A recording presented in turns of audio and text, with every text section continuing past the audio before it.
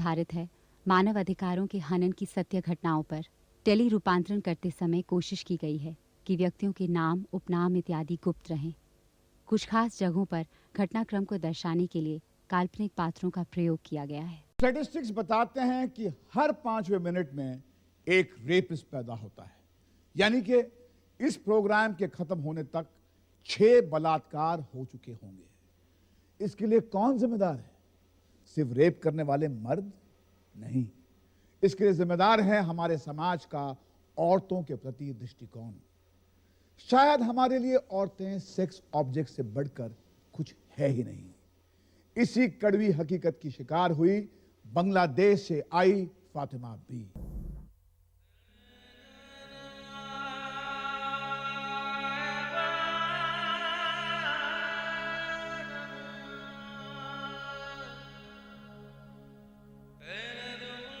सरहद श्रद्धा को नहीं बांध सकती। भगवान और उसके बंदों के बीच कोई नहीं आ सकता सिवाय उसकी इबादत के। इसी श्रद्धा से बंधी फातिमा भी बांग्लादेश से भारत आई। उसे अपनी मन्नत पूरी करनी थी। वो पासपोर्ट, वीजा के दांव पेचों को नहीं जानती थी। उसे तो बस अजमेर शरीफ की दरगाह पर चद्दर चढ़ाकर अपने घर लौटना था। पर जिंदगी इतनी सहज, इतनी आसान नहीं होती। फातिमा बी बांग्लादेश से भारत आई। कई सालों के बाद उसकी इबादत कबूल हुई थी और उसके भाई के बेटा नसीब हुआ था। तभी तो वो शुक्रिया अदा करने जा रही थी। रात 11 बजे की जोधपुर एक्सप्रेस पकड़ने के लिए दिन के 2 बजे ही वो हावड़ा स्टेशन पहुंची। उसे अपना टिकट कंफर्म कराना था। 9 घंटे की अवधि में उसे जिंदगी बहुत कुछ सिखा गई। भाईजान, ये टिकट पक्का करना है। कौन सी ट्रेन का है? जोधपुर एक्सप्रेस। हो जाएगा। आप उधर वेटिंग रूम में जाके इंतजार कीजिए, लेडीज वेटिंग रूम है, उधर जाके बैठे, मैं थोड़ी देर में आता हूँ। हो जाएगा ना? हाँ हाँ, हो जाएगा। जाइए ना उधर, मैं देखता हूँ, दूसरा को दोपहर तक कर दूंगा। जी, अगर आप टिकट पक्का कर दे तो बहुत मेहरबानी होगी। मैं अकेली औरत।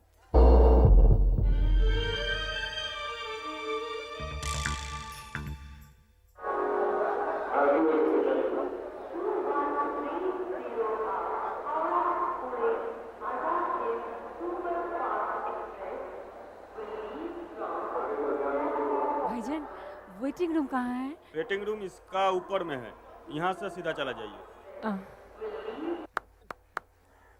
रहमत, हाँ यार, चूना कहाँ से लाता है? सलीम का दुकान से यार। क्या हो रहा है? क्या होना है यार, यही चल रहा है, पैचिंग, लोडिंग, अनलोडिंग। साला इतना उखड़ा हुआ क्यों है? क्या यार, उखरे नहीं तो क्या कर। ये भी हम लोग यहाँ बीबी गांव में, और कितना दिन हो गया मालूम है यार, अपने को भी तो अनलोडिंग का जरूरत है। हाँ यार भाई, आज तो मैं शाम को ला रहा हूँ। अरे वही तो कहने आया हूँ, तुम लोग का अनलोडिंग का सामान आ चुका है।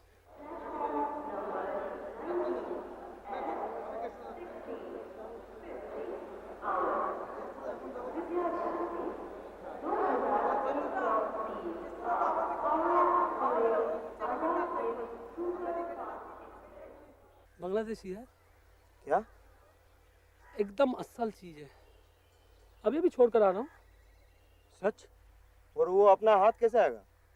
अकेली है, और तो मुझे लगता ना उसके पास पासपोर्ट है ना वीजा। ये तो और भी अच्छा है। किधर है?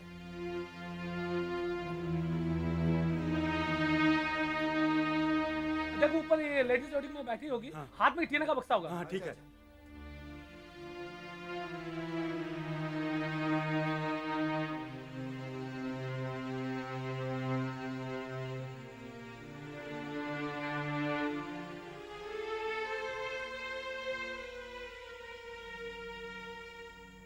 देखिए, आप ही का टिकट कंफर्म करवाना है ना? टीटी साहब ने भेजा है। आप बांग्लादेश से आई है ना? जी, अजमेर शरीफ जाना है। जरूर जाइए, और हमारे नाम से भी चद्दर चढ़ाइए। मेरे भाई को बेटा नसीब हुआ है, सो मन्नत पूरी करने जाना है। वाह, ये तो वाह, बड़ी वाह। खुशी की बात है। मुबारक हो। शुक्रिया। वैसे आप बांग्लादेश में कहाँ से हैं? ढाका। अरे मैं तो परसों ही ढाका से लौटा हूँ। अच्छा, आप भी वहाँ के हैं? नहीं, मैं वहाँ का। उसका बहन का ससुराल है। हाँ हाँ मतलब तो हमारे घर ही के हो गए। हाँ, ये तो बात है ही है एकदम। हाँ, हाँ, हाँ, टिकट लाइए।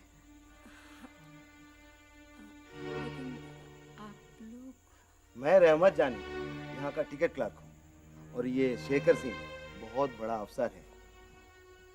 आप टीटी जी से कहा था ना कि आप अकेली हैं, इसीलिए टीटी साहब ने हम लोगों को भेजा। नहीं, वैसे आप नहीं देना चाहते हैं तो कोई बात नहीं है। नहीं नहीं, मैं देती हूँ ना। फातिमा को विश्वास हो चला था कि उसकी अजमेर शरीफ की यात्रा कामयाब होगी। पराए देश में ऐसे मददगार लोग पाकर वो आश्वस्त हो गई थी और अल्लाह का शुक्रिया अदा करने लगी। पर वो नहीं जानती थी कि इस मदद की आड़ में उसके खिलाफ एक भीषण षड्यंत्र रचा जा रहा है।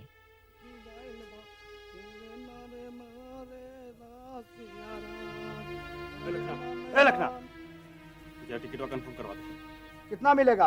अरे यार, ओकरा नहीं पर रात को यात्री निवास पर आ जा। समझ गए, 102 में। हाँ 102 में। लेकिन सुन, पिछली बार की तरह गड़बड़ नहीं होना चाहिए, समझा? एक काम कर, लड़को ठीक नहीं है, चलो पकड़ इसको पकड़, इसको खाना में मिलाकर ठीक रात में लेडीज वेटिंग रूम में आ जाते। तबीयत गड़बड़ करेगी तो मुर्गी थोड़ा कुकुर को कम करेगी। पूरी बारीकी से षड्यंत्र रचा जा रहा था। इस षड्यंत्र से अनजान फातिमा उसमें फंसती जा रही थी। तय किए मुताबिक 8 बजे शेखर लखन के साथ कंफर्म टिकट देने फातिमा के पास गया।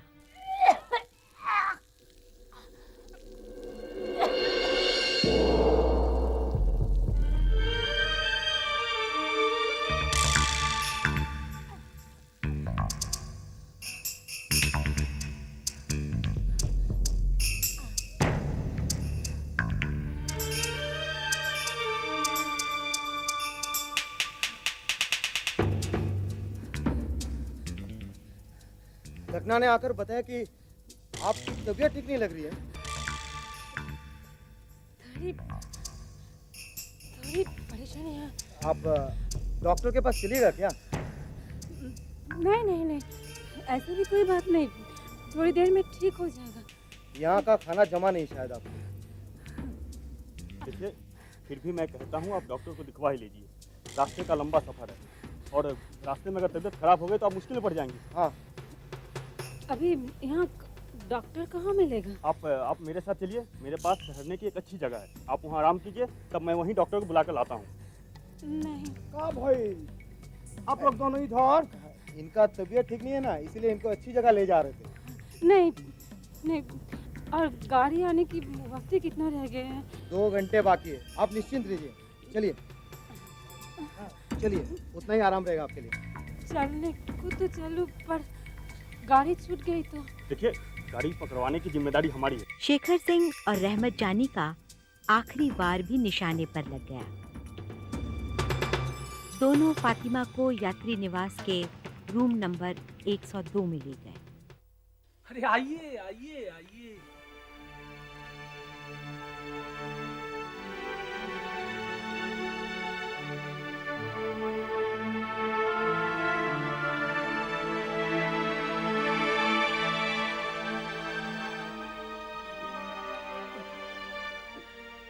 मैं यहाँ नहीं रहूंगी। अरे आप इसे अपना ही घर समझिए। नहीं।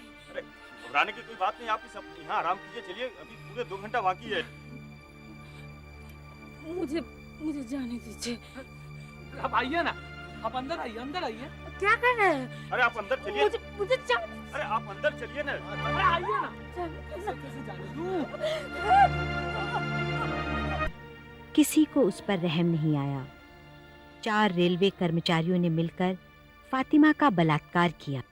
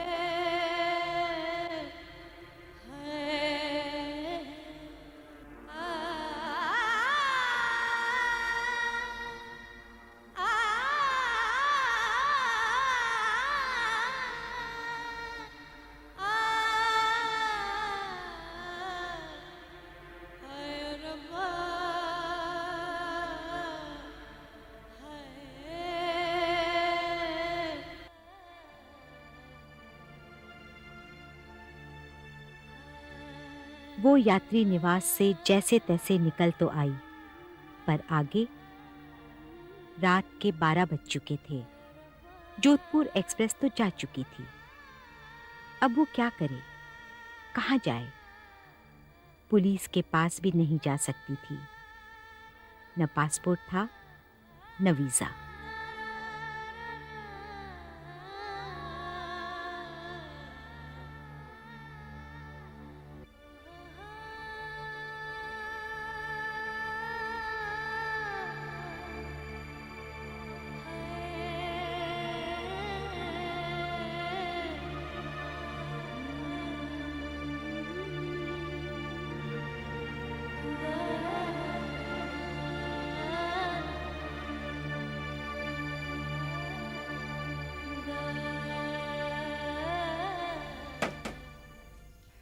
कौन है तू? यहाँ क्यों बैठी है? ये सब क्या है? अरे जवाब क्यों नहीं देती है? होंगी या क्या? टिकट कहाँ है तेरा? कहाँ जाना है?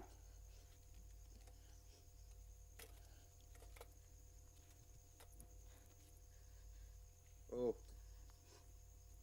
आ जाते हैं कहाँ कहाँ से सब। बाप का माल समझ रखा है।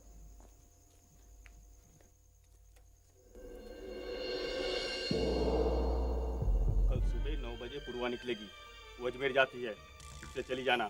सुन, कल यहाँ दिखी तो सिर्फ बदतर हालत बना दूंगा, क्या समझे? हवलदार के पास जाएगी? हाँ, हवलदार के पास जाएगी? साली वो तुझे कल की गाड़ी से भी नहीं जाने देगा। क्या? कुछ नहीं, आप अपना काम कीजिए।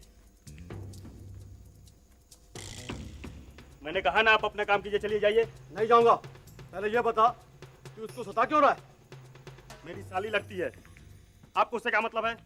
आप अपना काम कीजिए, चलिए। साली लगती है? हैं? अकेली औरत को फायदा उठाता है? बाप का राह समझ रखा है क्या? आपको इतना क्यों दर्द हो रहा है? आपकी बहन लगती है क्या? क्या बोला?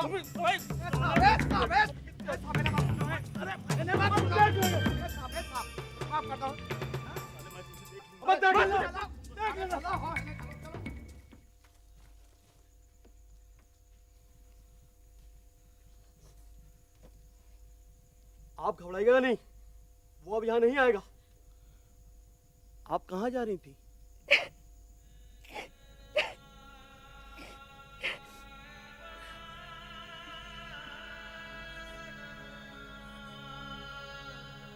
अजमेर शरीफ। कोई तो है आपके साथ?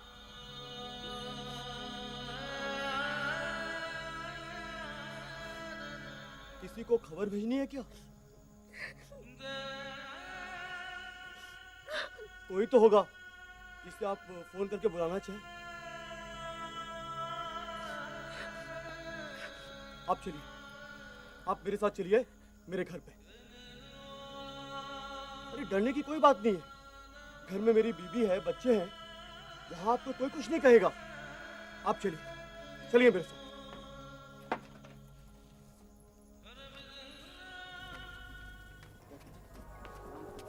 जयराम जी की राधे जी, अभी तक ड्यूटी बजा रहे का? नहीं, बस निकल ही रहा हूँ। मेहमान आए लगते हैं। हाँ, बस ऐसे कुछ समझ लीजिए। रात भर ठहरेंगी, सुबह पूर्वा एक्सप्रेस पे चढ़ाने का है। अच्छा, चलिए, मैं भी उसी तरफ जा रहा हूँ। अच्छा, ये तो और भी अच्छा है। आइए, एक से भले दो। ठीक है, चलिए। आप जरा नीचे बैठ जाइए। शर्मा जी, इधर आइए, यहाँ बैठिए। रिक्शा चलो।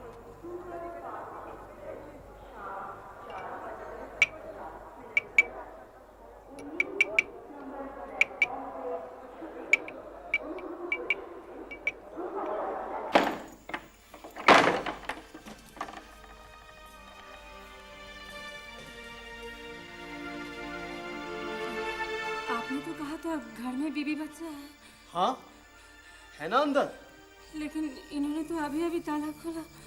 आप बेकार में शक कर रही हैं। अंदर आइए, मिलिए मेरी बीबी से। अजी सुनती हो, मेहमान आए हैं। आइए ना, अंदर आइए, अंदर आइए। सुबह तक वक्त है हमारे पास। खबरदार, खबरदार, मैं मैं हल्ला मचा दूंगी। बचाओ, बचाओ। बहुत आवाज करती है।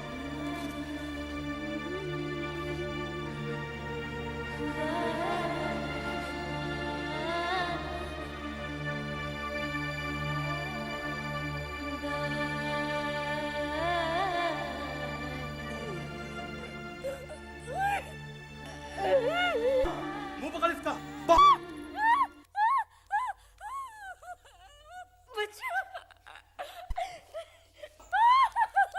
क्या हो रहा है क्या? हा?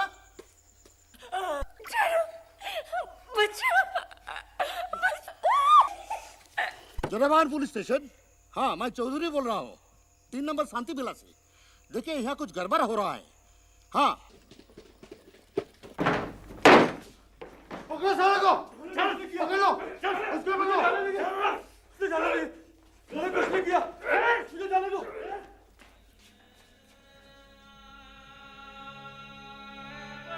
कहाँ से आई है? पब्लिक प्रोसिक्यूटर चंदा घोष को पुलिस सूत्रों से इस हादसे की खबर मिली। खबर मिलते ही वो फातिमा बी से मिलने अस्पताल पहुंची। मैं public instant litigation case file कर रही हूँ। आप उनकी रिश्तेदार थोड़ी हैं। कानून रिश्तेदारी नहीं देखता। मैं तो हावड़ा स्टेशन पर होने वाली इलीगल एंड क्रिमिनल एक्टिविटीज को हाईलाइट करना चाहती हूँ। जोरा बागान की पुलिस ने आकर फातिमा को छुड़ा लिया और उसे अस्पताल में एडमिट किया गया। वहां उसके जिस्म पर लगे घावों का इलाज हुआ, पर मन पर लगे घावों का कोई इलाज नहीं था। कुछ ही घंटों में जिंदगी ने उसे जिंदगी भर का सबक सिखाया था।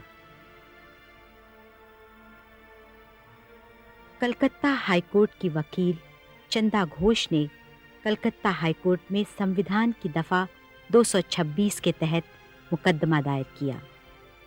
चंदा घोष ने फातिमा की मौजूदा हालत के लिए 10 लाख के मुआवजे की मांग की। कलकत्ता हाईकोर्ट ने इस मुकदमे को मंजूर करते हुए फातिमा बी को 10 लाख रुपए मुआवजा देने का आदेश रेलवे को दिया, क्योंकि कोर्ट का ये मानना था कि रेलवे यात्री निवास में रेलवे कर्मचारियों द्वारा हुए अत्याचार के लिए उन बलात्कारियों के साथ साथ रेलवे भी पूरी तरह से जिम्मेदार है। फातिमा बी बांग्लादेश वापस गई, भारत देश की कड़वी यादें लेकर।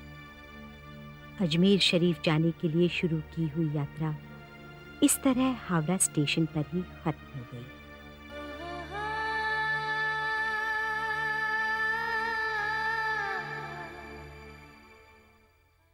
फातिमा बी को कॉम्पेंसेशन मिल गया, पर क्या इस कॉम्पेंसेशन से उसके दिल पर लगे घाव ठीक हो पाएंगे? बलात्कार सिर्फ जिस्म ही नहीं, दिल और आत्मा भी घायल कर देता है। आपको क्या लगता है, हमारी बहू बेटियां सुरक्षित रह पाएंगी? याद रखिए, हर 5वें मिनट पर उन्हें धोखा है। एक मर्द से जो कभी बाप बनकर, कभी मामा या चाचा बनकर, या कभी हमदर्द बनकर उन्हें डस लेगा। और अगर कानून की मदद से हम इन डसने वालों को, इन रेपिस्ट को रोकेंगे नहीं, तो हमें सिविलाइज तो क्या, इंसान कहलाने का भी हक नहीं बचेगा।